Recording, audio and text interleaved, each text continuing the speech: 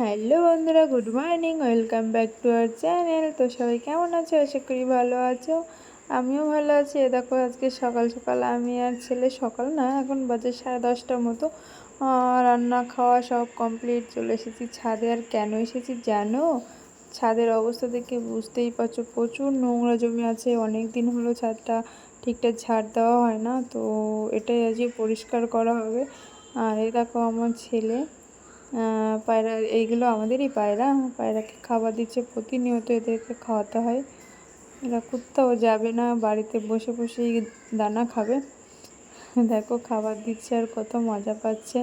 আর চাল দিচ্ছে দেখো এমনভাবে মনে হচ্ছে হাতে উঠবেই না। আর দেখো আমি যেহেতু প্রচণ্ড রোদ্দুর, একটা গামছা নিয়ে এসেছি। আর গামছাটা দিয়ে দেখো কি করব, একটা দেখো মুখটা ঢেকে নেব, মুখোশ মতো করে নেব আর কি। এটা করলে একটু রোদ্রের হাত থেকে মাপ পাওয়া যাবে, যেহেতু প্রচণ্ড রোদ্দুর তাই। তো দেখতে থাকো আমি কীভাবে এটা করি। আগে ছোটোবেলায় খুব করতাম, যখন ছোটোবেলায় খেলা করতাম না তখন। তো বাড়ির সঙ্গে সঙ্গে তো আমাদের ছাদটাও পরিষ্কার রাখা জরুরি, তাই না? আমার গামছা দিয়ে এটা বানানো দেখে আমার ছেলেও নিচে চলে গিয়েছে গামছা আনতে। তো দেখা যাক কোন গামছা আনে, বড় নাকি ছোট। ও এরকম সাজবে, বলছে মাম্মা আমিও তোমার মতন করব। তো আমি বললাম যা গামছাটা নিয়ে আয়, আর আমাকে বলো তো কেমন লাগছে, ভূতের মতো দেখতে লাগছে তাই না? দেখো ছাদটায় দেখো পরিষ্কার করব। তো পায়রা যেহেতু ঘরের ভিতর ঢুকে যাচ্ছে, তাই দরজাটা বন্ধ করে ঝাড় দিতে শুরু করে দিলাম। দেখো কতটা নোংরা পড়েছে।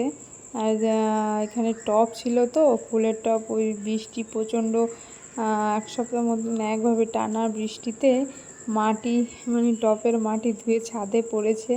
তারপর আবার বৃষ্টির জন্য ছাদে একটা শ্যাওলা মতন ভাব পড়েছে।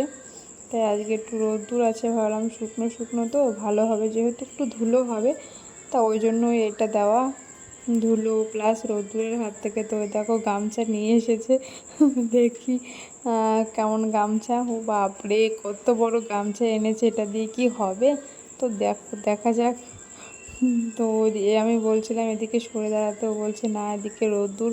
তো এ দেখো বাঁধছি, তো দেখছি গামছাটা ছোট হয়ে যাচ্ছে, দুপাশ করে। দুপাশ না করলে তো এভাবে হবে না, তো একটু অন্যরকমভাবে ট্রাই করলাম। তো কি এটা রাখতে পারবে?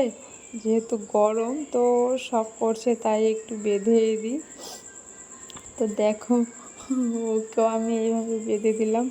তারপর দুজনেই ভূত হয়ে গেলাম, ছোট ভূত বড় ভূত, দু ভূতই। এখন ছাদ পরিষ্কার করতে শুরু করবে। তো ছেলেপেলের শখ আর কি, আমরাও ছোটোবেলায় এরকমই করতাম। আর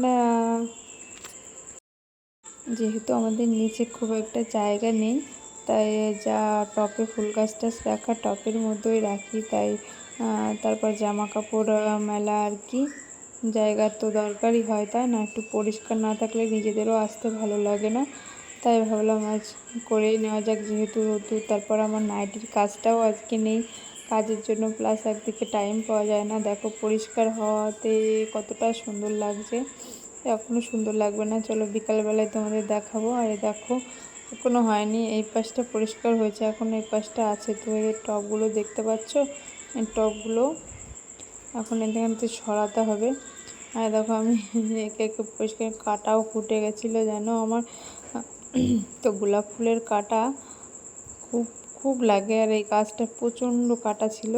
এই গাছটা না গোলাপ ফুলে ঢেকে, দেখো পরিষ্কার না করাতে গাছে আগাছা জমেছিল গাছের গোড়াতে। আর এ দেখো গাছগুলো মারা যাচ্ছিলো, তাই আরও বিশেষ করে পরিষ্কার করা। এবার শুধু গোলাপ গাছগুলো থাকবে, তাহলে একটু মানে ও একটু ওর, যেহেতু পরিষ্কার করে নেওয়াই যাক। দেখো নয়নতারা ফুল গাছের আর মা বাপ নেই, যেখানে সেখানে জন্ম নিয়ে নেয়।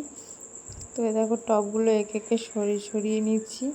সরিয়ে নেওয়ার পর ওখানে না আমার নীলকণ্ঠ গাছ আছে, তো এখন ফুল নেই অবশ্য। ওর উপর একটা বাঁশের জাংলা মতন করা ছিল, সেটা আমি নামিয়ে নিয়েছি।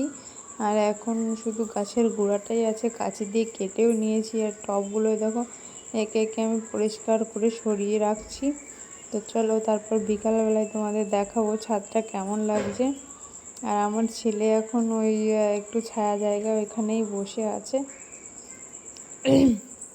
তো এখানে ওই দিকটা একটু ছায়া আছে, ঘরের দেওয়ালের ছায়া আর কি। হ্যালো বন্ধুরা, গুড ইভিনিং। তো সারাদিনের কাজকর্মের পর দেখো বিকালবেলায় ছাদে এসেছি। আর দেখো আর জামা কাপড় দেখো, সারাদিন ধরেও দেখো আমার পুস্কুটা জামা কাপড় তুলছে। কেমন লাগছে? তো জামা কাপড় না তোলা অবধি আর ভালো লাগবে না, যদিও বা কালার করা থাকতো তাহলে বেশি ভালো লাগতো। আর একটা কথা বন্ধুরা, বিকালবেলা আমাদের ছাদ থেকে না গাছের পাহাড় দেখা যায়। দেখো এখান থেকে চারিদিকে শুধু গাছ আর গাছ, সুন্দর দেখা যায়। আমাদের পিছনটার এদিকে না নার্সারির বাগান, তো তাই কোনো বাড়ি নেই, শুধু গাছ আর গাছ, তো বেশ ভালোই লাগে।